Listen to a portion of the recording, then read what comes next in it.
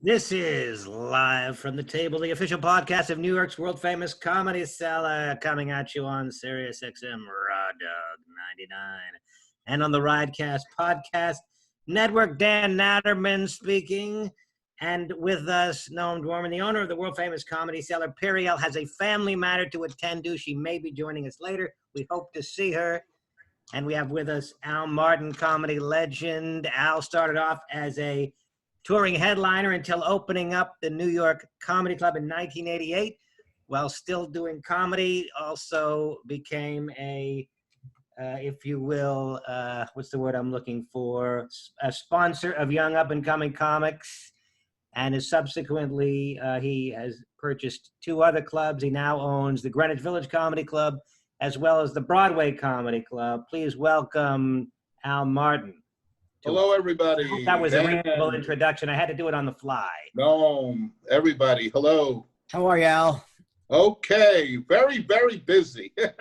Why are you so busy? No, I'm just kidding around. Oh.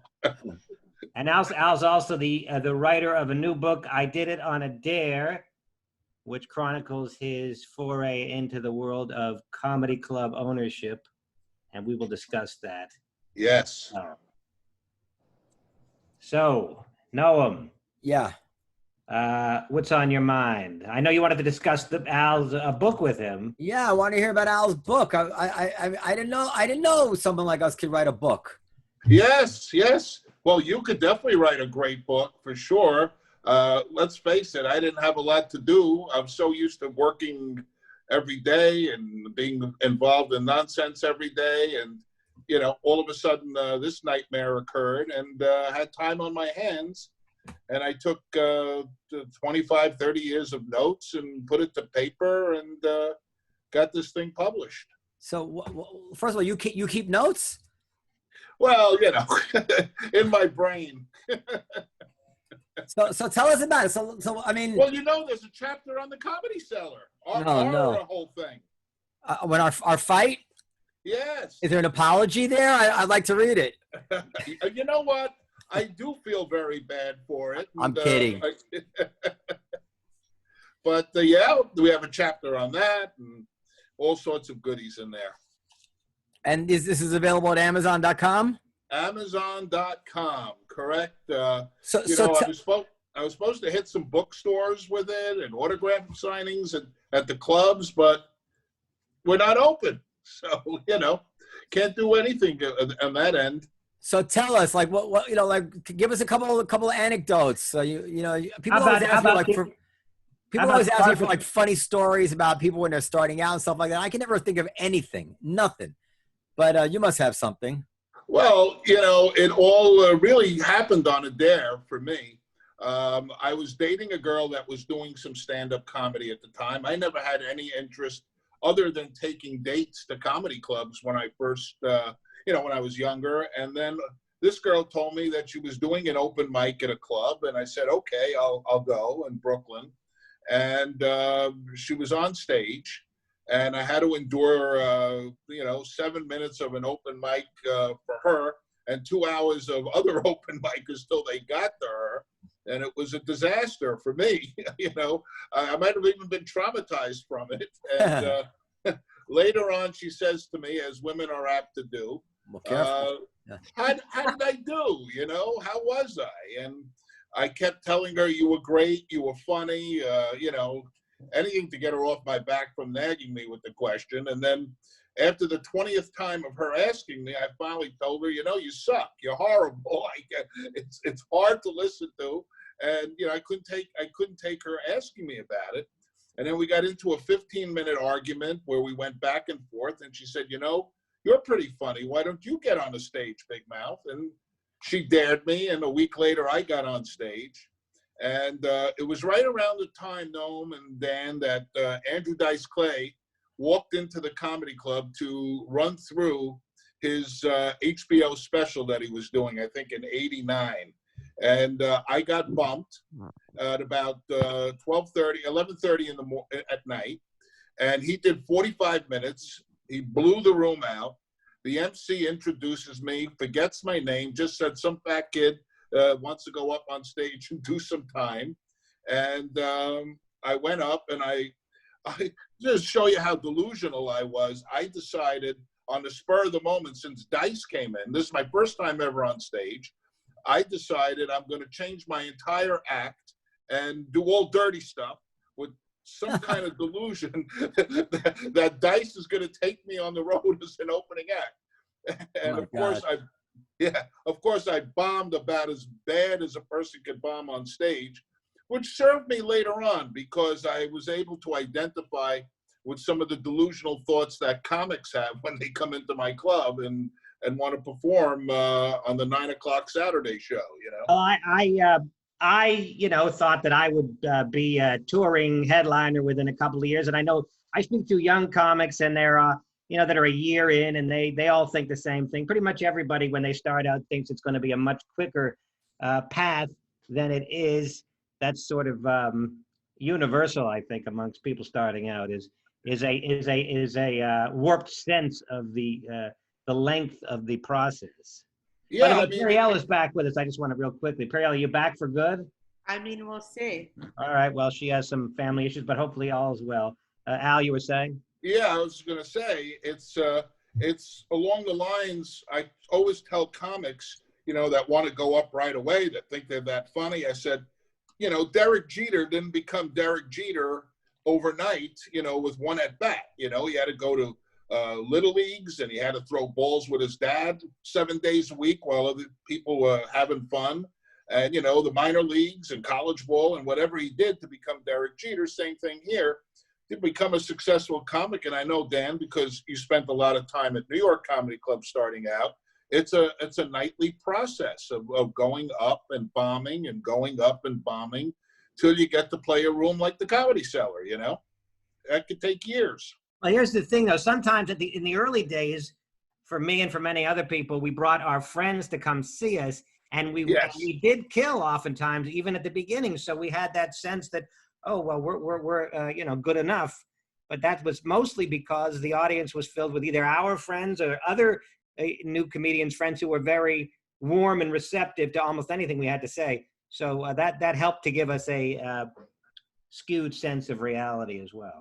Yeah, one of the things we talk about in the book is, basically the beginner of the Bringer show, and how that pretty much started in my room, for better or worse, and basically how that happened. I had a few comics talking to me at the bar one night, the early 1990s, maybe around 1990. And they said to me, Al, how do we get on stage here? And I said, well, at that time, the lineup was, Bill Hicks and Brett Butler and Liz Winstead and, Mike Royce and guys like that. I said, you're just not ready to get on that 9 o'clock show. And basically one of them said, well, what if we took an earlier time spot and, did a show and brought our own audience?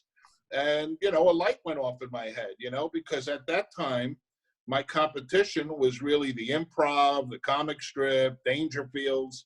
I was sort of the new kid on the block, and I had to come up with an idea as to how I get people into this room as opposed to them going to the normal rooms that they're going to. And it turned out to be a great, a great side hustle, I guess, the New Talent Show. Well, the New Talent Show, it gets a bad reputation sometimes because people feel, well, why should I bring my own audience? But it's a win-win. The club gets an audience and the comic gets people to perform in front of that he never would have gotten otherwise.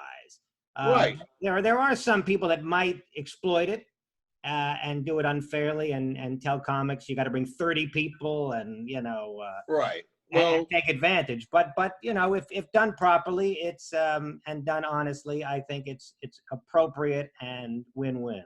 It's a tool, and a lot of comedy is tools, but it's a tool. I tell comics when they start out, listen, if you can't bring, you can't bring. Then just go through the traditional ways of either interning or open mics and getting good enough at open mics to make friends that eventually are doing things or, running a little open mic of your own and trading off spots. But if you work in an office or a law firm or a medical office and you've got friends that want to see you, then it's definitely another tool. And as you say, it's a win-win. Somebody can get up on stage and bring their friends. And yes, and you're right, there is a lot of exploitation. Some of the things I've always hated about new talent show is when you're the one person bringing, 90% of the audience, and they hold you for last when people are ordering their checks. That's very exploitive and very unfair, and I make sure we don't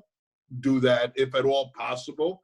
And other things like cutting the time because they're the last act up and, the manager wants to go home or somebody wants to go home. So yeah, there can be an exploitive element to it.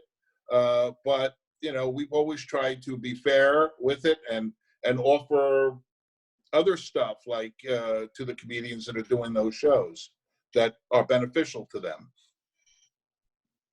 Well, first of all, I have a lot of respect for you, Al, and I want to put it the right way without it seeming like a backhanded compliment, because it's not a backhanded compliment at all. Sure. What's that? Well, no, I'm giving you the best shot. Oh no, because you run your club, and you're a survivor, I think is the best way to put it. And that's something to take a lot of pride in. People who've never done it truly don't understand. It's so easy. They sit back, they criticize decisions, why you do it this way, why you do it that way, whatever it is that you're doing. And I used to get flack for how you made food in the old club, whatever it was, with the George Foreman grill. Yes, the famous George Foreman grill. Whatever it was, and you don't know this, but I might have told you this one time, and I used to push back at the comedians when they would kind of chuckle about that, and I would basically say yeah, but look at all the guys who fucking went out of business. I mean, one after another, and Al doesn't. He's in there and he's making a living and he's staying open and he grows, and you guys may bitch and moan about this or that, but you're all going to work there, and you've had it in many ways much tougher than we've had it at the Comedy Cellar, and I think you make a good living, and you're established, and you're like I said, you're a survivor, and I really honestly I despite the problems that we had, I do very much respect your talent and ability. Thank you. That's honest. Thank you. It's yes, of course, we have the George Foreman grill. At that time, one of the things, Noam, is that, a lot of clubs that you hear about opening in the modern era all seem to have partners, lots of partners, and it's very easy when you have partners to really piss a lot of money into an operation and having this fancy thing and that fancy thing and golden bathrooms and That's right. Basically I started as a comic and I sort of stumbled into running a room. That whole story's in the book, but I never really had at least 10 years of owning a club. Then is when I started, getting more and more comfortable financially. But, in the early years, especially when I lost my first room and had to rebuild a whole new room with my own money, I didn't have the money to spend $30,000 on an Ansel system for the kitchen and all that sort of thing. So I had to go, innovative and do the George Foreman grill. And the funny thing is, we came out with some great wings on that thing, and yeah, the comics are going to laugh about it, and I take a ribbing for it, but yeah, I wear it proudly. It paid for my kids' colleges, and it paid for my life. So, like you said, and I roll with it now. I mean, and I'm not going to say that in those years I didn't get sensitive about it. I remember a time before all of that when someone said to me, "Hey, the comics will come into my room and talk about Silver Friedman and at the Improv and trash talk her and Lucian Hold and trash talk him." And I said to a comic one day, like, you know, they're all talking about these people, you know, they're joking about them, but, you know, does anybody ever talk about me? And he said, stay under the radar. It's the best thing in the world. You don't want anybody talking about you.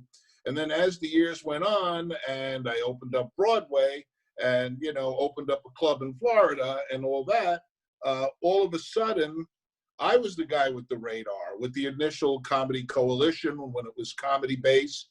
And then I became a target, and I regretted then saying. Wait, tell the listeners what you're referring to with the comedy coalition and the target. Sure. So in the early 2000s, the comics had decided that they were not getting paid enough money, and they wanted a raise. And if I remember correctly, at the time, we might have been paying them $50 or $60 a set, and they wanted to go to $100 a set, I think, if I remember correctly. And there were a couple of clubs that kind of did it right away and said, yes, we'll do it. And I sort of held out because, you know, the way I calculate things, if I'm giving someone an extra $20 a set and I've got, you know, 5 or 6 comics on a show and I'm doing that 5-7 nights a week, all of a sudden, you know, $20 is, you know, $50,000, $60,000 a year for me. And that's coming out of my pocket because at that time, you know, one of the reasons I was thinking was that was a time when we were doing a lot of comp admissions and, you know, so I couldn't really raise the admission price much. I think I had just raised it at the time. Our drink prices were sort of maxed out at the time. So where am I getting this 50 or 60,000? It's coming out of my pocket. So I tried to fight that, you know, as much as I could, not with any dislike for the comics, you know, and I had always grown up in the ensuing years with the thought that, you know, New York City clubs were not necessarily to make a living, but were to learn your craft. So you got good enough to either get a sitcom or write on a sitcom or, you know, go out on the road and do, you know, bigger venues where you make your money. So I was sort of a little old school in that thinking. And, you know, I think it cost me popularity for a while with comedians. And, you know, it was a rough time, you know, mentally, because I had been a comic and I understood to some extent where they were coming from. But I was, at that time, in a little bit of, I just built out Broadway at that time, I think. We had opened as the Improv. We had secured the rights to the name from Silver. And that was a funny story in itself. So, and I was, you know, I just built out the room. And things were a little tight financially at that time. Yeah, I think people are entirely too judgmental. I mean, you know, for the record, the Comedy Cellar, I think, has always paid the most, right? We always pay the most. We've always been able to, and that's been our strategy. We pay the most, and we don't comp admissions, and that's been our formula, right? But you know, in business, if you're dishonorable, if you cheat somebody, if you don't pay after you promise to pay, things like this, then somebody has a right to criticize your practices. But if you say, listen, I'll pay you X, and somebody accepts, you didn't twist their arm, you know, it's like, listen, right. But people also have the right to say, but we would want, I mean, but you do agree that people have the right to get together and decide in a union format that we want Y instead of X, or do you not agree with that? Of course you have the right. What I'm saying is that rather than judge Al as somehow a bad person because he didn't want to pay, I never understood that. Like, he doesn't want it. So you know what? Don't go play his club, or do play his club. You know, when he asks you to perform at his club, if you say no, he doesn't say you're a shithead because you refuse to play at his club. Like, you know, it's an even exchange. And people are entirely too judgmental of other people in this regard. Having said that, like I said, we try to pay the most. But let me tell you something. If it meant sending my kids to college, of course I would lower the pay. Of course, you know, of course I would. So right at that time, it was very rough. And I'll I'll go out on a limb here and say that I think there are two different generations of attitude towards Al Martin. Now that I like to analyze things, and I have way too much time on my hands now. And as I was writing the book, I started thinking about it. But there's a group of comics, I guess, from the early 90s, into the maybe early 2000s in that area that have one view of me. And then there are comics from the later years that completely have a different view. And because of things being a little more comfortable for me, we were able to go with the flow on certain things and pay the amounts that we should be paying or could be paying. And also 20 years of therapy probably helped. I don't hold anger like I used to. I don't keep grudges, which is, very prevalent in our business. I let go of a lot of things, so I became a little bit of a different person. There is one thing that goes on. I don't understand. God forbid, I don't want to speak incorrectly about anybody, but UCB, even though I've never been there, am I correct? They weren't paying anything. Is that right? That's what I heard. And they had big money behind them, right? Right, and they that's a little worthy of criticism, maybe. I don't know the details, but well, from my perspective, it is, because not only were they not paying, but they had a sterling reputation within the community of comedians. So I'm saying to myself, okay, some people have a right to, aim a bullet towards me for certain things, but I did pay, and other than your venues, I pay probably pretty close to what everybody else is paying. Sometimes I don't pay the MC as much, but that's my own personal opinion on how I run things. But, I don't think I'm far off the other clubs, and I might be even a few bucks more than the others. And you're paying a lot of money out of the drinks. Anyway, I don't want to get too in the weeds. By the way, Can I say something? Yeah. Sure. Oh, no, I'm so upset. Oh, no, sure. I mean, as somebody who, started out in this industry not so long ago, something that you just said, Al, really resonates, which is the opportunity to get on stage at a club in New York is a really big deal. So that makes sense to me. I mean, I understand that somebody who's been performing for 20 years, probably has a different opinion about that. But there is something to be said for that, I think. Yeah, I mean, yeah, go ahead. No, go ahead. Go ahead. You're talking about the new talent shows, Periel? I think just in general, people who aren't like super well known and who aren't, traveling around the country, I mean, making a lot of money. I think the opportunity to get on stage at like a real place in the city is a big deal. And to be able to like hone their craft and work a room and start to build a career. And also occasional sex with waitstaff, though I never did that. But I never did. You never. I mean, I think that comedians, maybe once I did. I mean, there is such a thing as kind of a fairness, but the factors are, first of all, like in our rooms, we have one room that holds over 200 people. So, of course we're able to pay more, right? We're sold out. It's like, and we're getting cover charge on every ticket. So first question is, how many seats? How much are they bringing? Second question is, are you part of the draw? And you're right, Per. If you're just, just starting out, then you have nothing to do really with the fact that people are coming into the club. That's right. Basically 100% the product of the labor of the owner. So you have to lower your expectations there. But I've never gotten the feeling, as a matter of fact, I've never quite understood how making money. I mean, are you really on top of like the number of ounces that go into your drinks and the liquor inventory? I mean, this is like to make the bar business, which is, I'm really bad at that.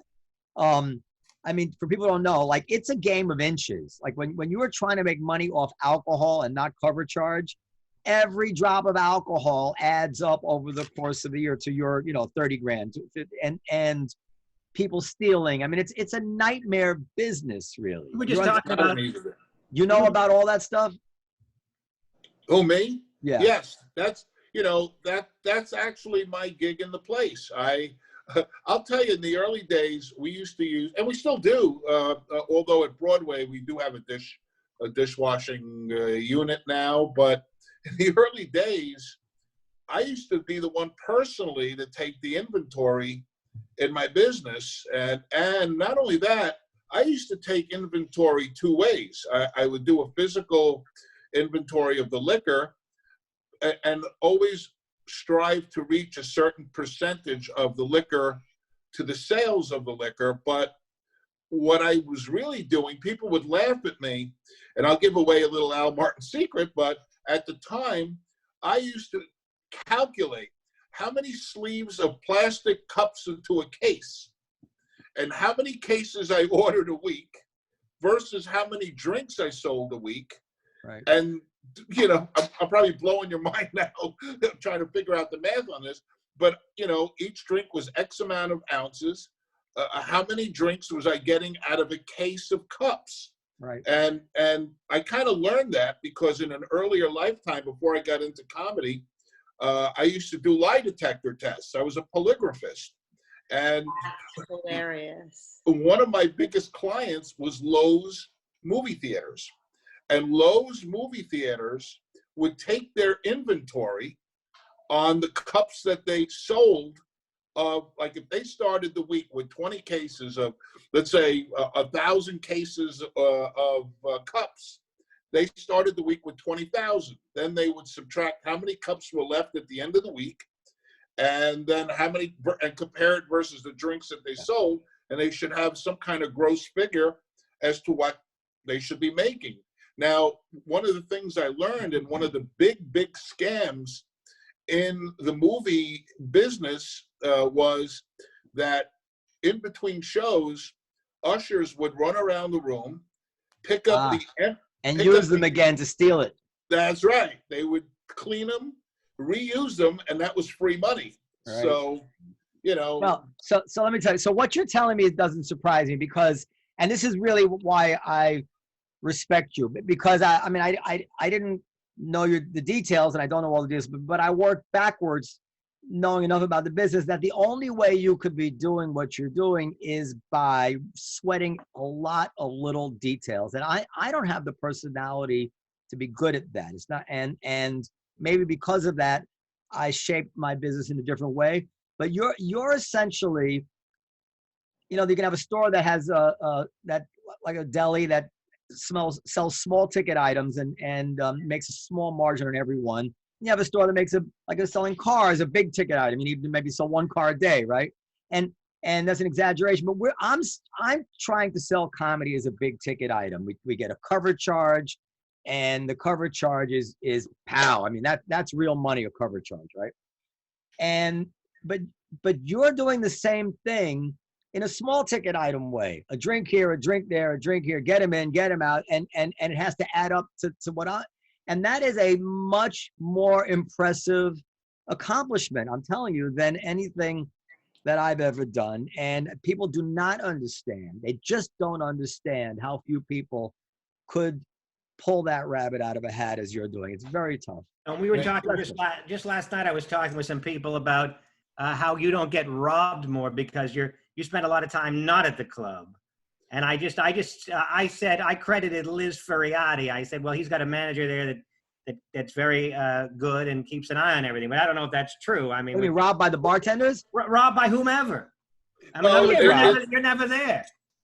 Not never. We're closed for COVID, for Christ's sake. I know, but even when you're open, you know. I listen, first of all, I spent years and years of being there all the time. I mean, all the time. Now the Liz is there, I'm there less. But no, we have pretty good systems. But there's first of all, there's not that much cash around anymore, so it's much easier. Oh yeah, that's a big thing. I'll tell you an interesting thing. I probably spend almost the entire winter in Florida for the last 3 years, and those were 3 great years bottom line wise. And because of a number of things, one, there is less cash. There's very little cash for people to take. And, you know, if I was at the club personally, you know, I can only be at one place at one time. There's a lot of times on a Saturday night, I'll be in my place and I'll turn on the cameras and I could be at, you know, 16 or 17 or 18 different locations at one time, watching what's going on in two separate, you know, venues. So if there's anything like, I literally on certain nights. Don't get caught masturbating. Yeah, right. That's true. But on a Tuesday night or a Wednesday night, you know, I'll literally sit down at the cameras and watch my box office from like 8 to 9 o'clock.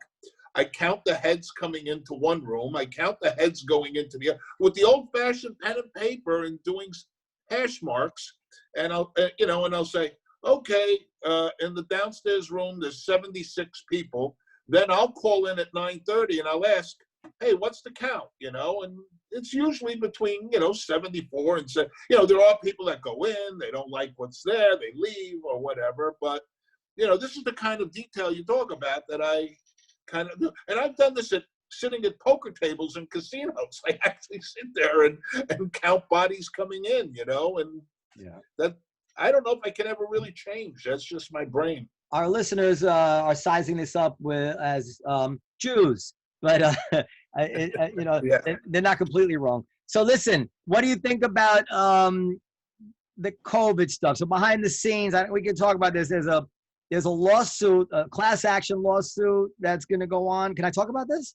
I would. Why not? Yeah. There's a class action lawsuit by the comedy. You're involved in it, right? Yes. Yeah. Yes. All the comedy clubs are getting together. They want to pressure the governor to, I think, to at least to treat comedy clubs as they treat indoor dining in the same way. Is that correct? Yes. Yes. And to be honest with you, I don't, you know, unless I'm missing something other than a person on a stage, what is the difference? I'm baffled by it. And they've also categorized us with karaoke and adult entertainment. That's where they have us officially. Now, you missed it yesterday, but we were on a conference call with, you know, it was New York City nightlife, and we were trying to get some answers from them. And, you know, they're playing it off on the state. The state assemblyman, actually, Generis, who's been a champion for us, basically he said, listen, let's cut the nonsense. It's all on Cuomo's desk. We have submitted a proposal of how we would reopen, and it's sitting on his desk, and he's just not moving on it, you know. And I basically, after yesterday's conference call, I said to the other club owners, I said, listen, you know, we're getting thrown back and forth between the state and the city and the state and the city, and they're blaming each other. The bottom line is, you know, without any pressure, I don't think they're going to open us. You know, the governor is very set on these numbers, even though in New Jersey they just announced that there's no, even though they have a slightly increasing COVID rate, they don't have any reason to believe that it's because of indoor dining, which has been going on in that state, I think, now for a couple of months. And New York has not had any outbreaks in restaurants in Nassau County or Suffolk County or Westchester County and counties going north. It's all coming from college campuses when their kids are coming back to college, or certain religious communities, or private house parties that people were having in the summer. You know, I just dodged a bullet. You know, I was supposed to have dinner with someone Saturday night that's basically been in their apartment for the last 6 months, and they had to cancel. They called us to cancel this morning. The guy has end-stage Parkinson's, the husband, and they found out that their housekeeper was tested positive for COVID, so they were exposed to the housekeeper. So now they got to get tests. Now, if that person, you know, didn't find out in time and we met them on Saturday, then I would have been exposed to them who were exposed to COVID, and then who knows what could have happened. Were you going to meet them inside or outside, though? What was that? Were you going to meet them? Oh, we were going to go at my building on the beach. We were just going to go right on the beach and just hang out 6 feet apart So we probably would have been okay, because they were very paranoid because they've got two people, I mean, the husband, neither of them could be exposed because then the husband would get exposed and he can't. And my wife has COPD and asthma.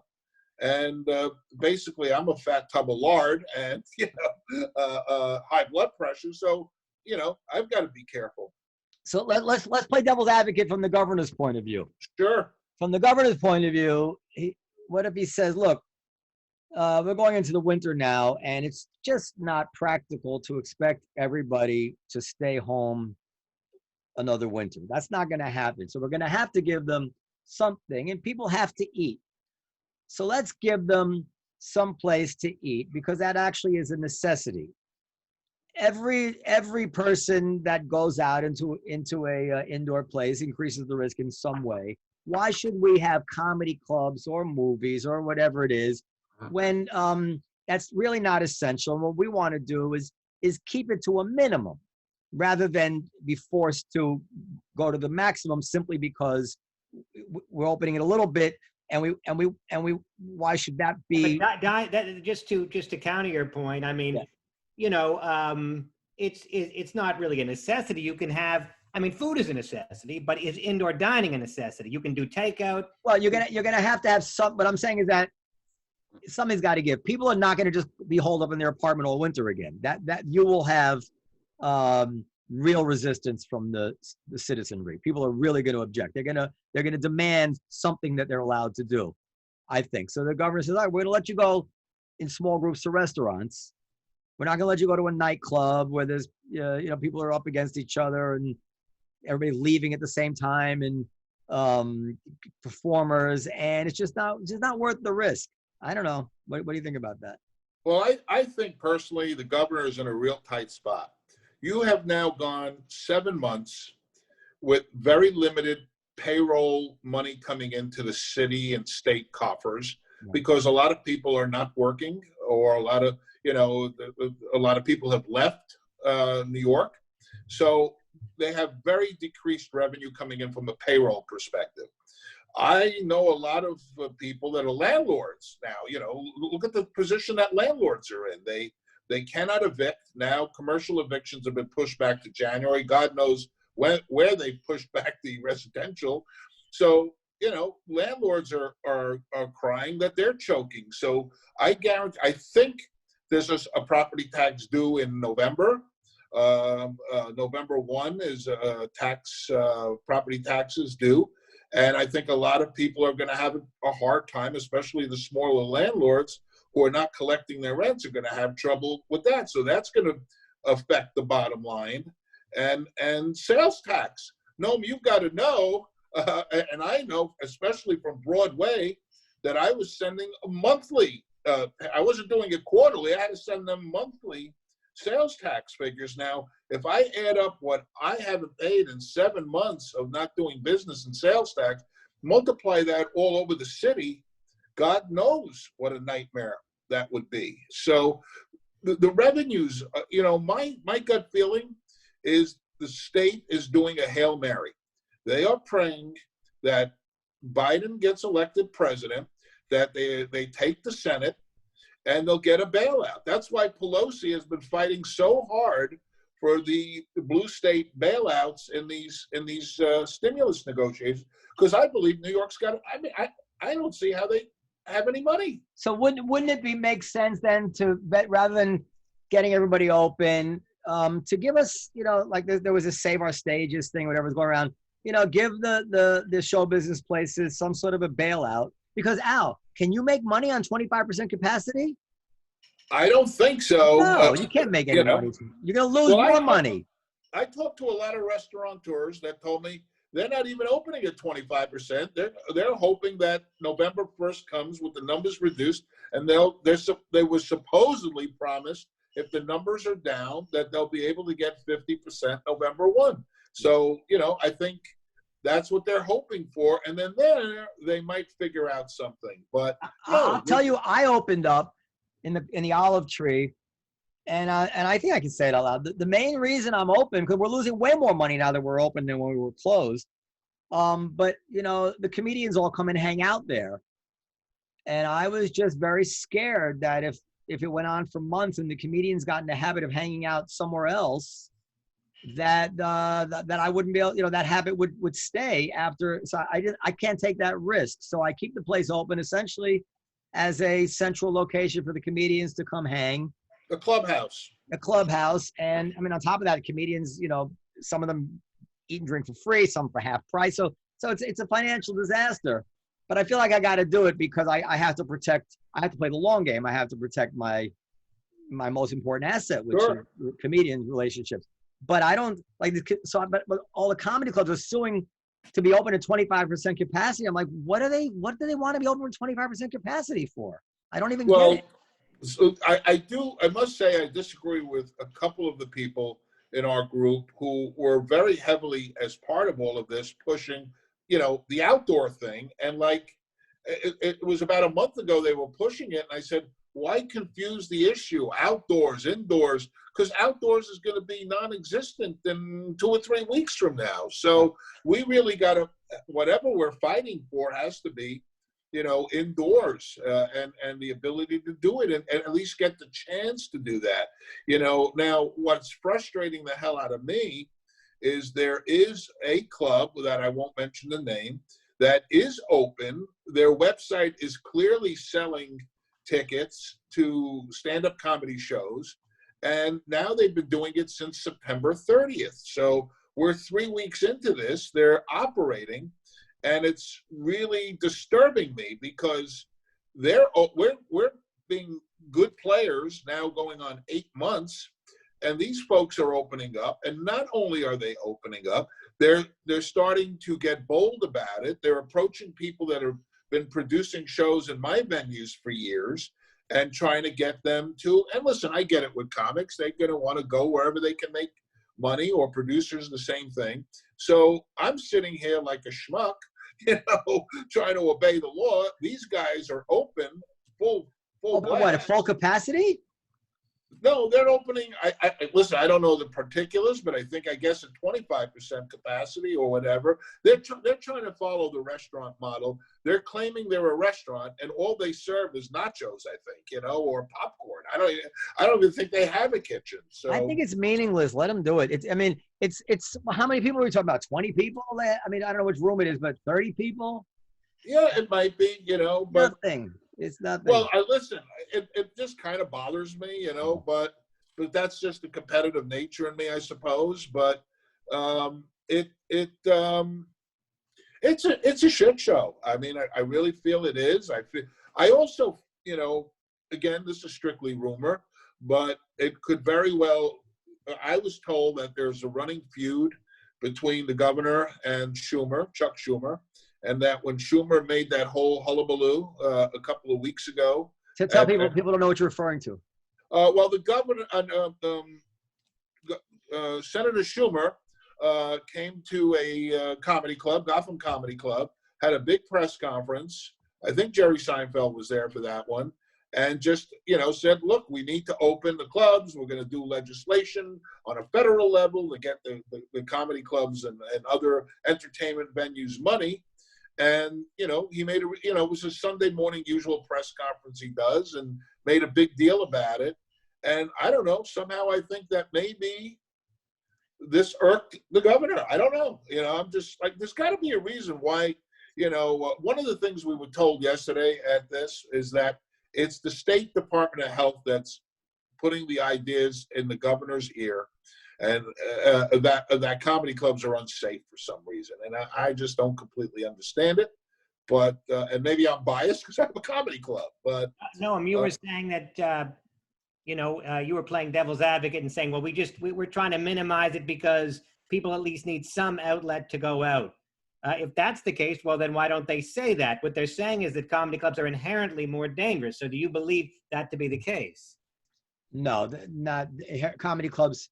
Are not inherent. Well, I mean, there is the time when the show ends, if you're going to have shows like that where everybody gets up at the same time, and it'd be hard to keep people distance as they're exiting. I don't know, but I don't even know if that has anything to do with the thinking.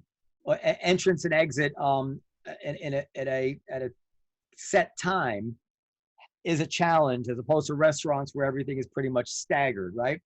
Other than that, no, on the contrary, at comedy clubs, people are not talking at all in the audience.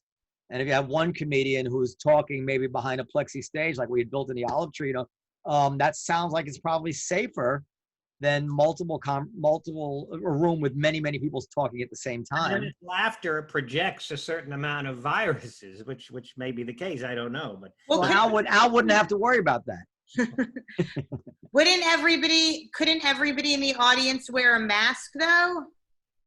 You could do that. You'd have to police that, of course, but. Well, sure, but I mean, you could police that, and then you could also have staggered entrance and exits. You could do it like the airlines, you'd have.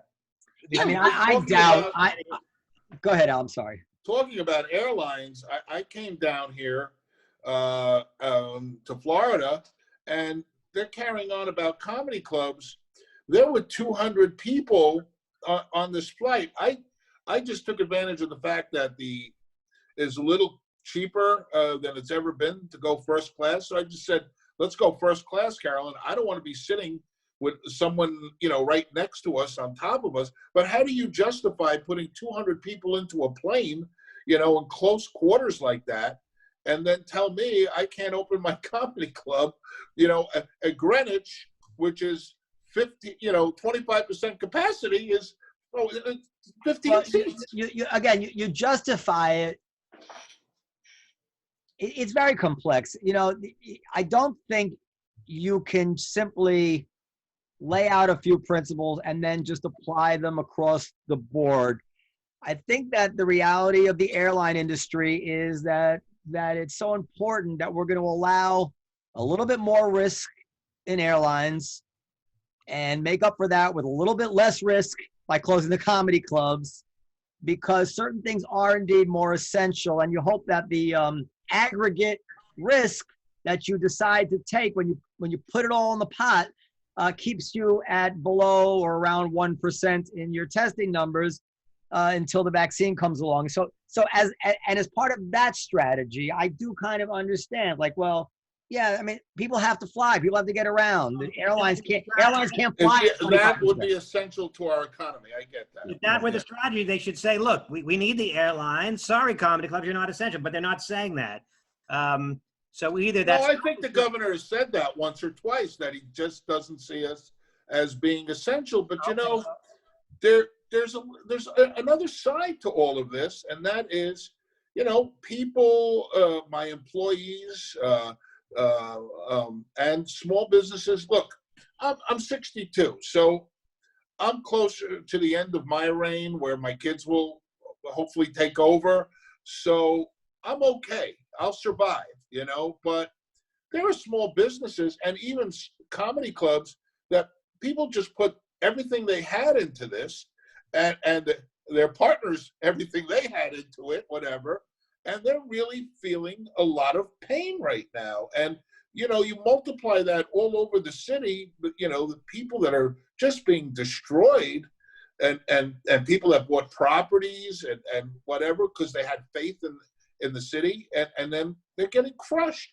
And not only that, at the end of the day, the economy here is, we're heading for either we got to get a bailout, which is not going to happen if one side wins, or the other side's got to win and is going to bail us out. But if the other side that doesn't want the bailout wins, we're heading for financial Armageddon unless we open the bailout.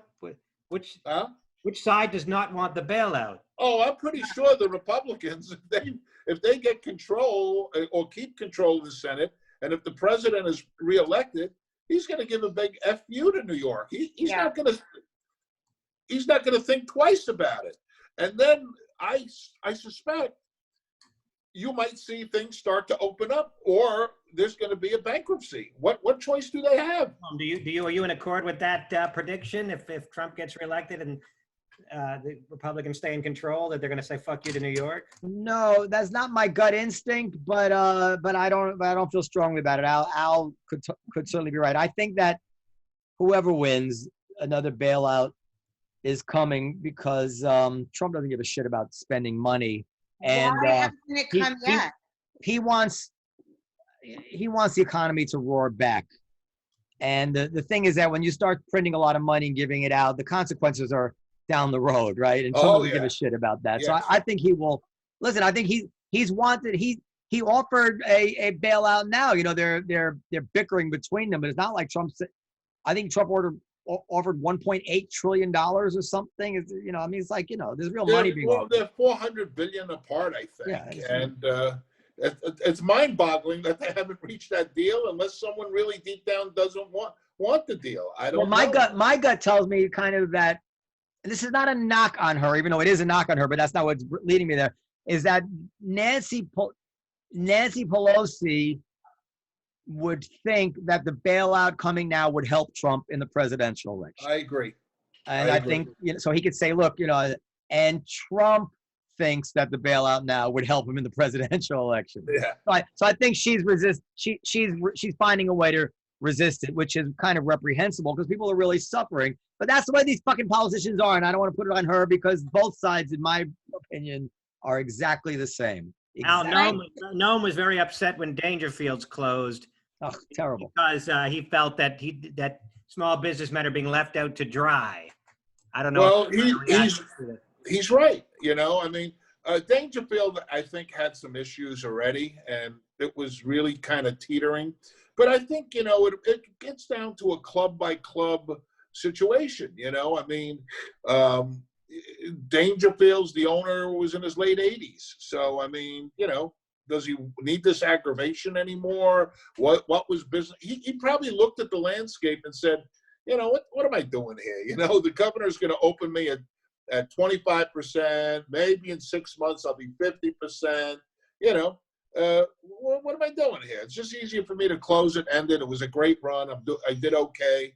You know, other owners, you know, just put everything they got into their clubs, and they're going to be really hurt, you know, and they're still maybe in their, 40 years old or 42, 45, and they're going, what the hell? What am I going to do now? You know, I'm going to lose everything if I don't do, you know.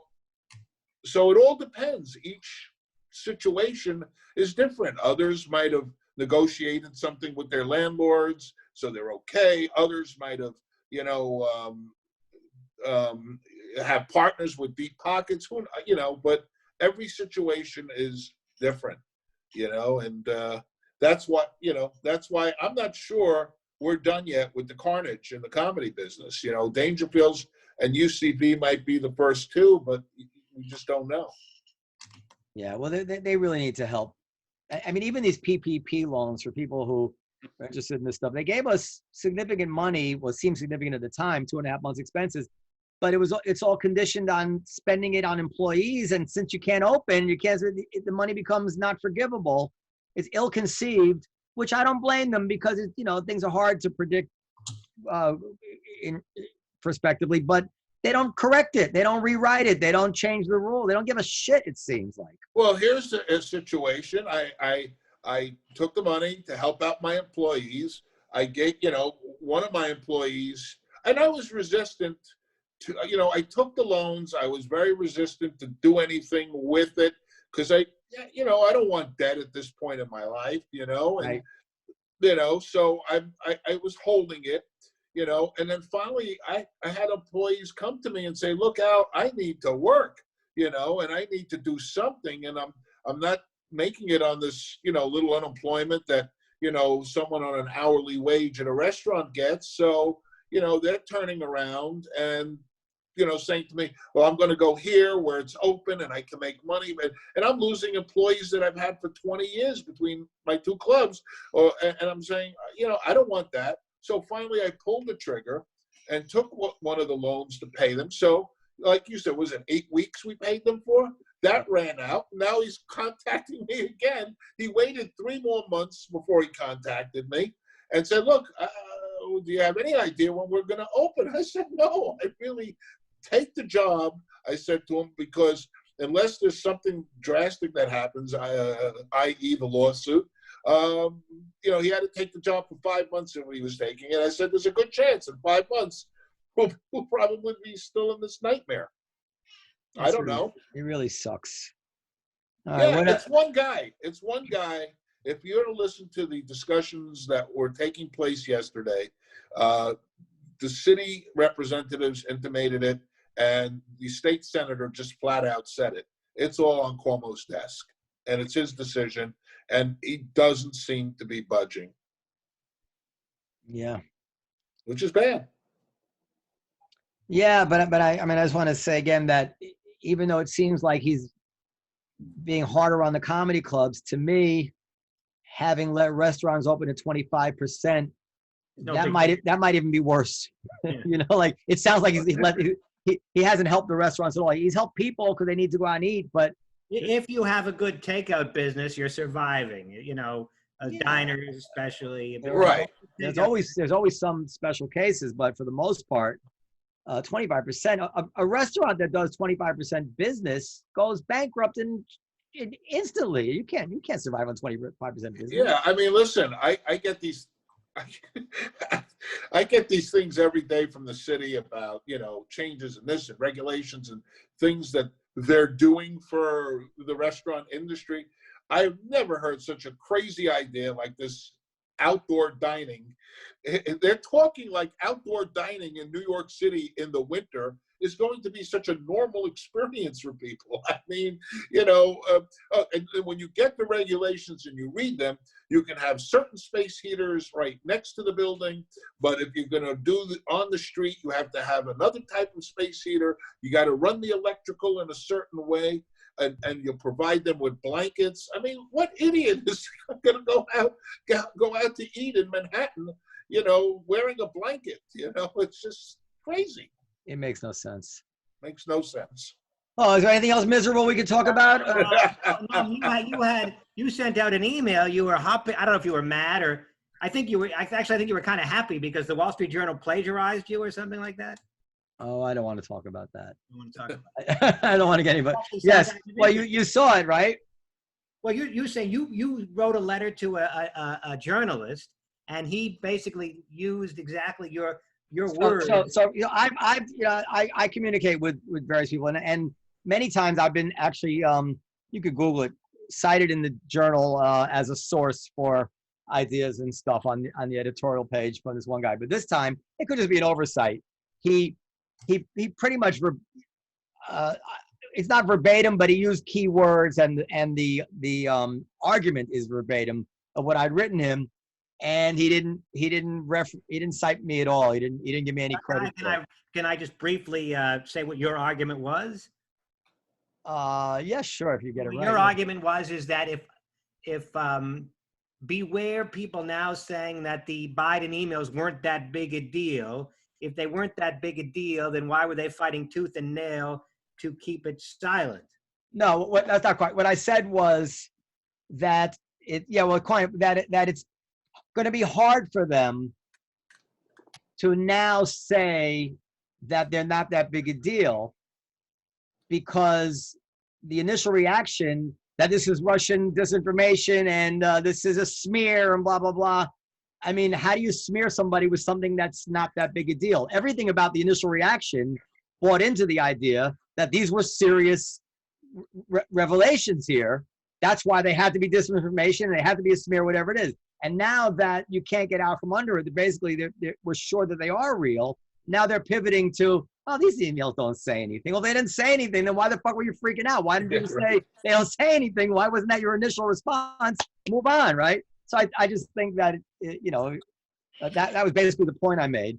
I think the point is correct. I don't think it matters. I think Biden's going to win. But. Can I have a counter? Oh, but it gets even better because this guy, Tony Bobolito, that wrote the thing today about Biden, I know him. By total coincidence, I know this guy, and he's the guy who got me in the door in Cellar Vegas. Just by this guy that's involved in the Hunter Biden email thing now, just by total coincidence, was a guy who was a friend of a friend, and he introduced me to somebody who helped me get into the door and seize this thing. So I'm 1 degree of separation away from this major scandal. What were the revelations today from this guy, Bobolito, or whatever? Yeah. And by the way, he's a serious guy. I mean, they're going to try to attack him. this guy is not a flake. All right. What was the nature of the new revelations? That he witnessed Hunter coordinating with his dad, warehousing equity in his dad for his dad without putting it in paper. That is said that his dad was always involved in Hunter's projects. He viewed it as part of the Biden legacy and stuff like that. So, I mean, and how fatal is that to the Biden campaign? You don't feel that that's fatal to the Biden campaign anyway? I don't think so. I mean, it depends if it gets reported to enough people. That's the thing, you know. I think one of the big. Yeah. I think this is all significant. Listen, we impeached the president because he was trying to look into the debunked idea that Hunter and Joe were into blah, blah, blah, right? I mean, it seems to me if this laptop had come to light during the impeachment time, it would have been hard to impeach him for looking into this stuff or for pressuring Ukraine to give him information about this stuff, given the fact that there was so much more smoke from this laptop. So, you know, that's significant. The idea that all these politicians make money on their name or look the other way when their kid is making money on their name. I mean, you know, I wish it weren't so, but it's just the way it is. And I don't think anybody's going to vote for the other guy, especially not Trump, who doesn't have clean hands, because of something like this. I think if I had to, if you had a gun to my head and I had to say what the truth is, I would say that Burisma paid Hunter Biden $2 million or whatever it is, clearly for influence. And I think it's pretty clear that Joe Biden must have known about it. I think when Biden fired this prosecutor, Shokin, he had good reason to fire him. The guy was bad news, but it was also opportunistic, and he must have known it was going to help his son. The relationship between a father and son is extremely intimate and loyal. There's just no way that they would put a Chinese wall between themselves, not Hunter and Joe. I don't believe that. And I don't think he sacrificed the national interest in any way, but it's, you know, technically could even be criminal. It's definitely the appearance of impropriety. And I don't think anybody's going to give a shit. I think the pushback, I think people are much more outraged by the fact that the press and social media are closing ranks to protect the Bidens. I think that really does bother people. It bothers me a lot. But that's also that's going to favor Trump because Trump is associated with taking a stand against the media and social media as well. It outrages me. The idea that the Twitter censored a story in the New York Post because they decided it was bullshit, and then 50 former ex-intelligence officials write a letter saying that this is probably Russian disinformation with no facts whatsoever. I mean, you can really see how they got us into the Iraq war, you know, jump into conclusions about WMD. So here they do it again. 50 of them, big guys, Clapper, Brennan, write a letter saying that these emails and everything are Russian disinformation. And 48 hours later, we know, actually, no, they really are his emails. So much for the Russian disinformation. And maybe the Russians, you know, had them too and were selling them. But the point is that they're true. I read Al's Facebook feed. I'm having trouble getting a bead on his political leanings. Sometimes I think he's a Trump supporter. Sometimes I think he's a Biden supporter. But I guess he just revealed that he's a Biden supporter by his issue with the bailout money. Well, it's a little complicated for me, and I'll be honest about that. And it's complicated because I have a child that started gay and now she's transgendered. So I worry about that. You know, I have another child that suffers from epilepsy and seizures, and she's very reliant on medical aid and stuff like that. So from that perspective, you could say Al Martin leans blue. On the other side of the coin, I'm very concerned about a lot of the old status quo, what Trump calls the swamp, and some of that concerns me. I'm concerned about border security. I'm concerned that our military is strong. So from that perspective, I tend to lean, you know, towards Trump. So it's not an, you know, like my kid is very firmly blue and for Biden, and she can't understand why I waffle, but I waffle because I have a lot of more responsibilities than just my kid has. My kid's worried about my kid. I'm worried about myself, my wife, my kid, my other kid, my businesses. So it's very complicated for me in certain respects. But just to get back to one point that will tie in my concern with all of this, and with what Noam said about news media sometimes, when we were 2 days before we were forced to close on, I think it was March 16th, a Monday, we were given till 9 a.m. The New York Times ran a very bad, someone got one of these gotcha moments. They took a picture outside of the Comedy Cellar. I think it was probably 5 or 6 comedians just, it could have been hanging out for a second, saying hello, smoking a cigarette, whatever. And the caption was crowds of people at comedy clubs in New York. And I said, this is going to be very bad. 2 days, the next day we were given the 50%. No, I think we were already at 50%. We were already at 50%. Right. And I know for a fact that your club was at 50% and honoring that. That's why we had a crowd outside. Right. Well, the crowd, yeah, but it wasn't like 3/4 down the block. I know for a fact that comics would tell, like I asked them, did the Comedy Cellar go over the 50%? Let's face it, I'm going to ask. And every one of them said, absolutely not. But and this is something we got to be very concerned about when we open, because now everybody's a news reporter. Everybody's going to be, they're going to wait for that moment to take a picture of our lines outside, and it's not going to tell the correct picture. And a lot, there could be 50 people. Let's say you go 25% at the Village 50% at the Village Underground. So at some point, you're going to have 100 people walking out, 100 people waiting to go in, and someone is going to snap that picture.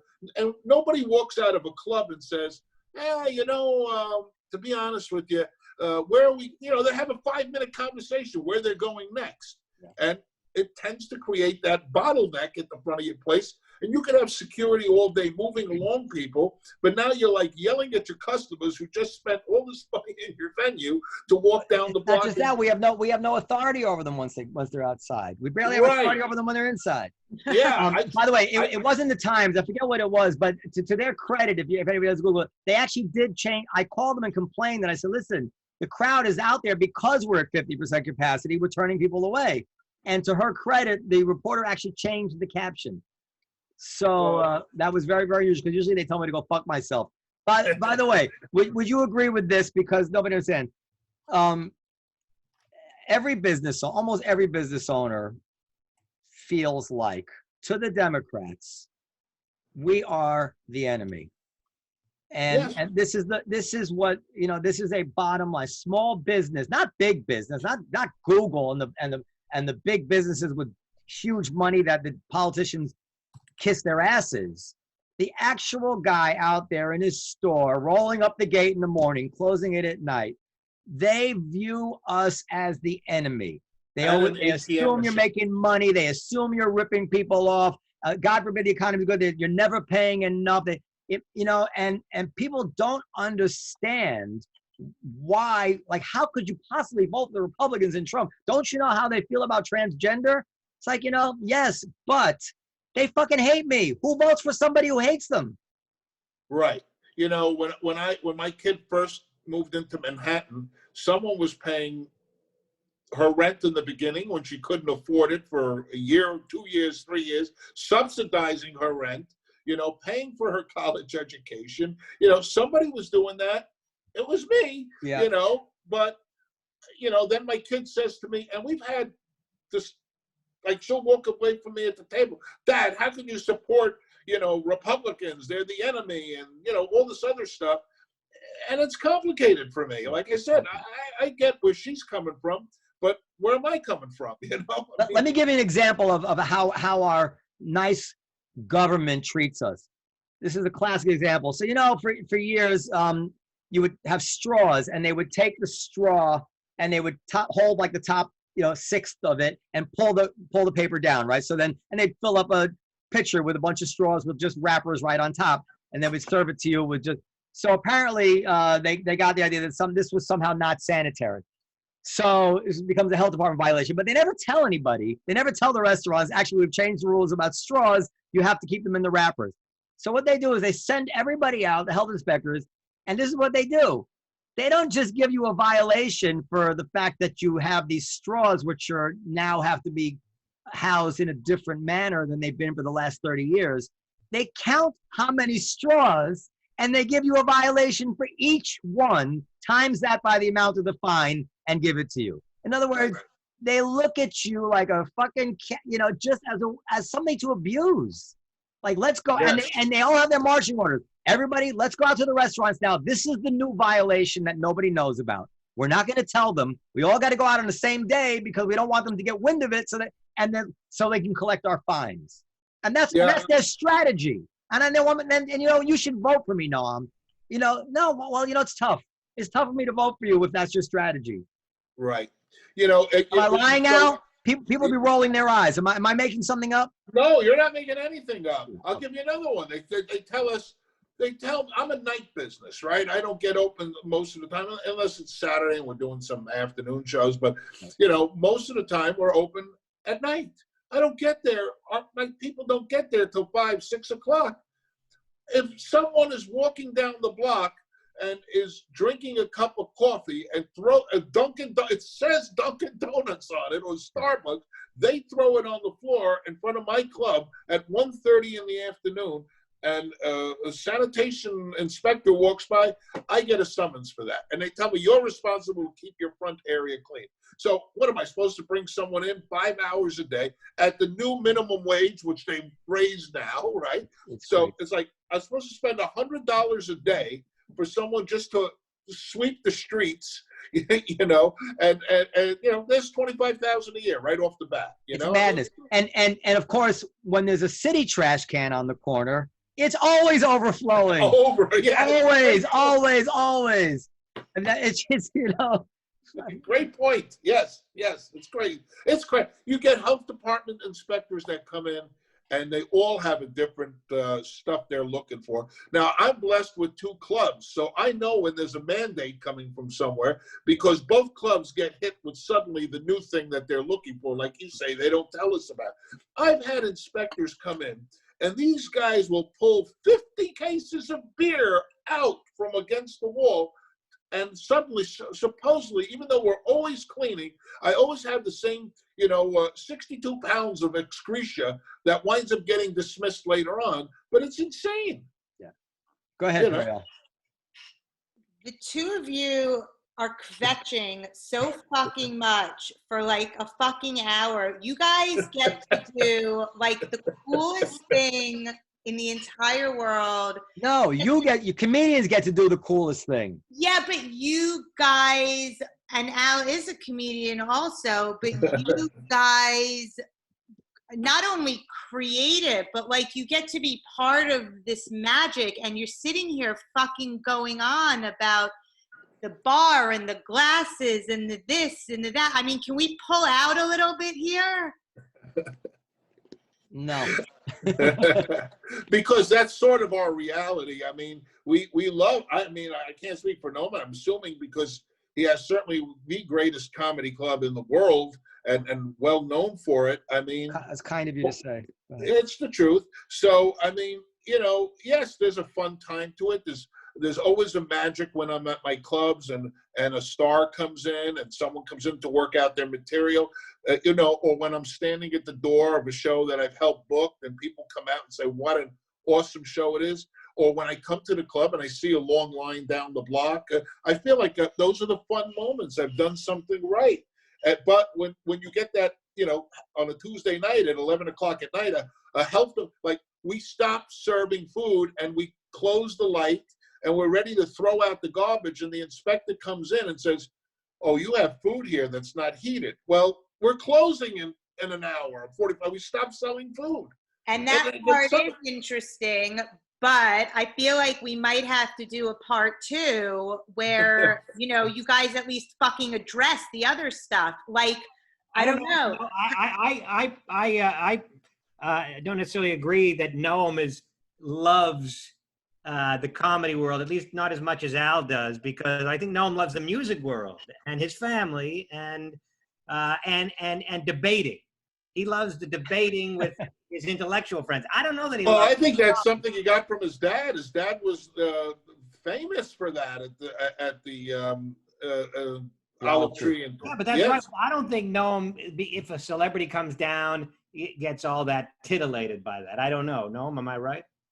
Well, I'm happy about it because I know it's great for the club, and I'm proud of it.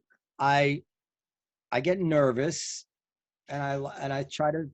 I mean, I think I'm fortunate because I really don't want to go sit with them, which I think is the way a lot of owners go wrong, because I just give them their space. I make sure somebody gets them a drink, and I don't know what the right answer is. I don't know what the right answer to that is, Dan. I'm somewhere in the middle. I definitely know that it's very, very important to the business, and I'm very, very happy when they come in, and I try to make sure that they keep coming.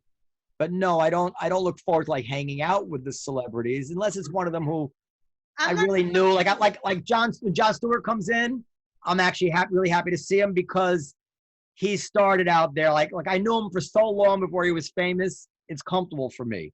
But some of them who I didn't know very well before they were famous, it's a little awkward for me. I get that. I'm just talking about the celebrities though, but what you just said is that like you have somebody who comes to your club every night, they're working there, and then they become like really successful. I mean, that's got to be. Listen, really Perry, I'm as fortunate as anybody can be. I'm not complaining about the.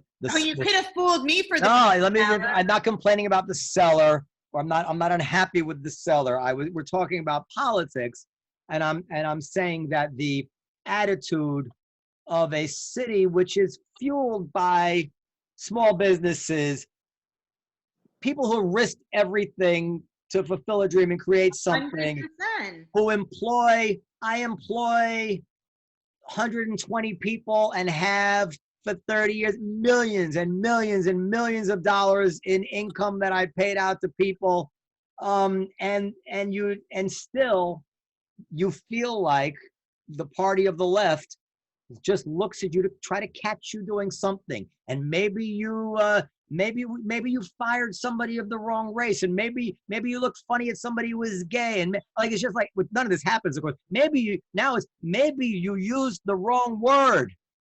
And they literally they're writing laws about that now, and just to be clear, I don't want anybody treating anybody badly on their race or their sexual orientation. I mean, obviously, but the fact is that they're just trying to catch us doing something all the time.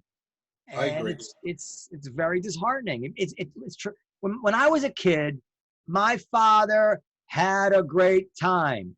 He spent minimal time every week on compliance, minimal time worrying about anything that had to do with the law. He went in and ran his business basically the way he wanted. He yelled and screamed, and he was very, very fair always. We spend, I don't know, 2/3 of our week now worrying about government top-down issues, compliance, defensive, meetings with the accountant, meetings with a lawyer. You can't do this. When COVID started, I talked about it. I have a family, a cook who has a lot of kids. They just had a kid. I want to lend them some money. You can't lend them any money because if another employee finds out that you lent them money, they could call it discrimination.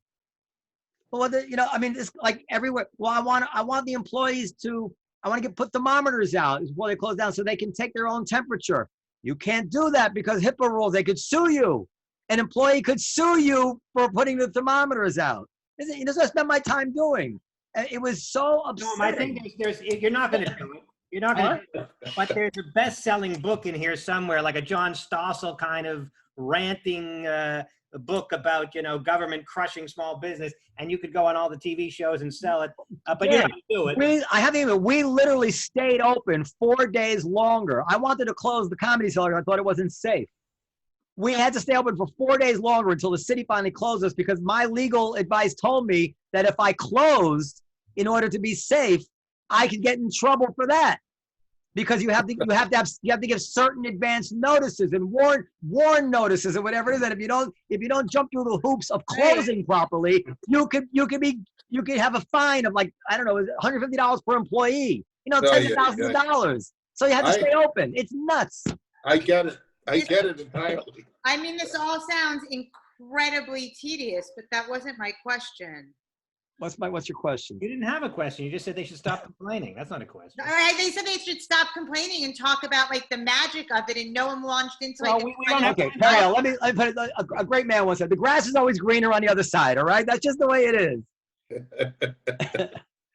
I'm not complaining. I knock on wood every day about how lucky I am. I mean, I'm suffering through this lockdown, but while other people are losing everything.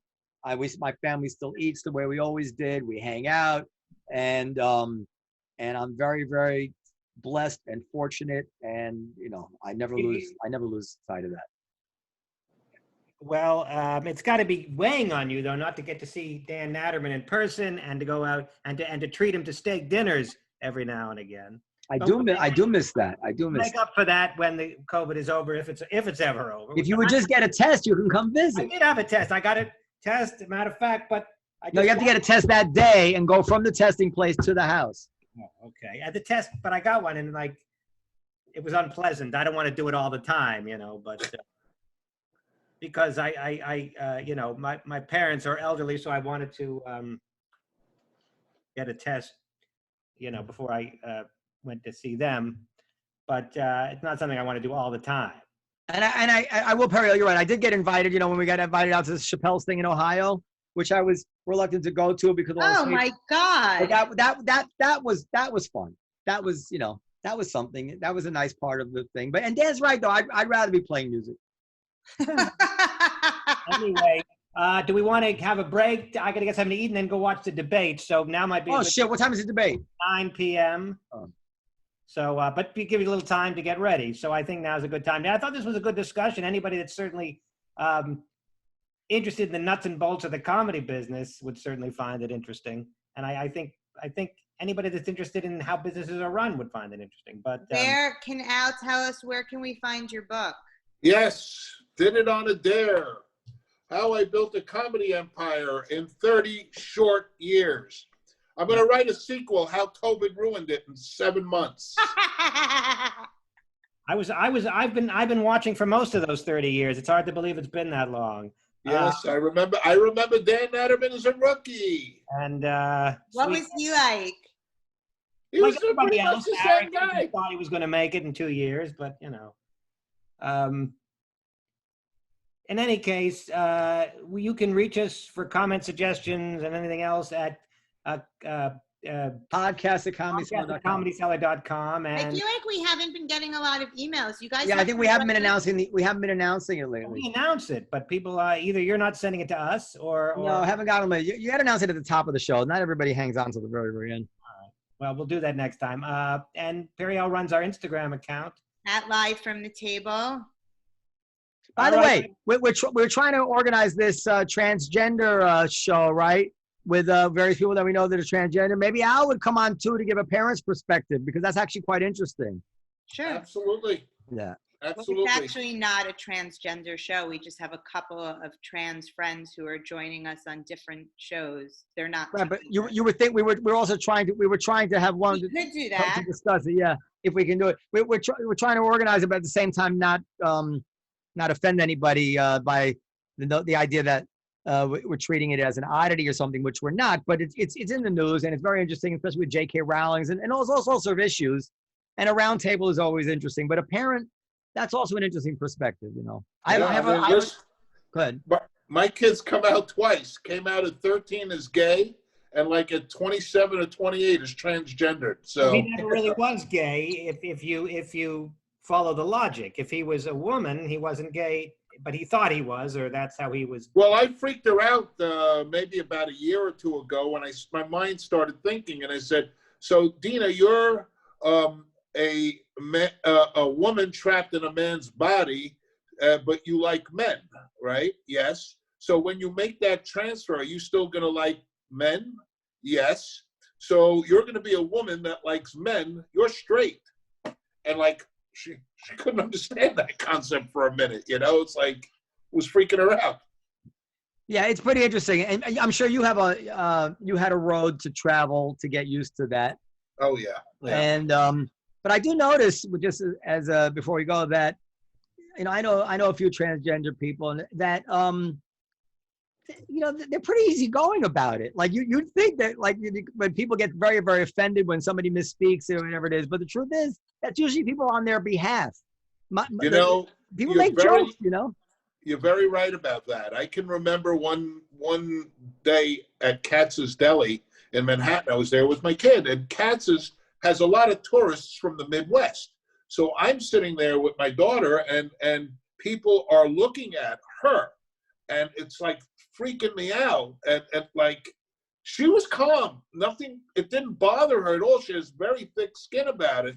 And like, when she wasn't looking for a second, I turned around and they said, people from New York are not against taking a fork and sticking it in people's eyeballs, And she's like, ooh. She went back to her pastrami and mayonnaise sandwich, It sounds like you're a good, loving dad, and your daughter is very lucky because there's some horror stories about the way parents. Oh yes. I made the decision maybe I'll keep it for the next show, but yeah.